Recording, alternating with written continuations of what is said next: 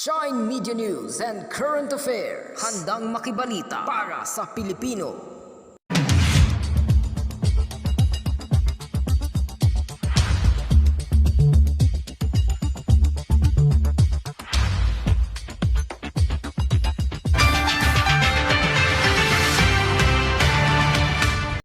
Veteranong TV at radio broadcaster na si Mike Enriquez, inihatid na po sa huling hantungan. Salamat po at paalam, Mike Enriquez. Abangan nyo lang yan maya-maya lamang.